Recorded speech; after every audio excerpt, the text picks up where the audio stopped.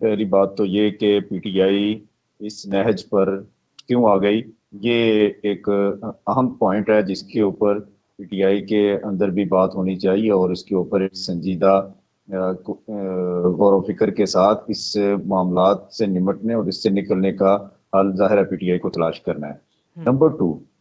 اس وقت جو سب سے اہم پوائنٹ ہے جو میں سمجھتا ہوں کہ ہم سپریم کورٹ کا جو فیصلہ ہے اس کے اوپر بات کریں یا اس کو مسترد کریں، یہ تو ایک الگ چیپٹر ہے، لیکن سب سے اہم پوائنٹ میری نظر میں یہ ہے کہ کیا اس بات کے اوپر ہمیں زیادہ سوچنا پڑے گا اور پوری تمام سیاسی جماعتوں کو اس پہ سوچنا چاہیے کہ اس فیصلے کے اثرات کیا صرف پی ٹی آئی برداشت کرے گی، یا اس فیصلے سے باقی جماعتیں بھی متاثر ہوں گی اور ان کو بھی کسی وقت اس کے اثرات برداشت کرنے پڑیں گے، اور اس فیصلے سے سیاسی ماحول اور سیاسی کلچر کہاں کھڑا ہوگا؟ کہ صرف اس بات کی عنوان پر، اس بات کی بنیاد پر کہ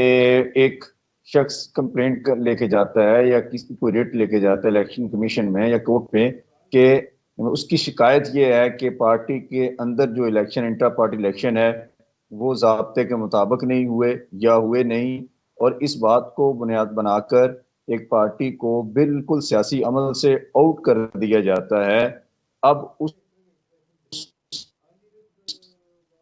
کے رائٹ کے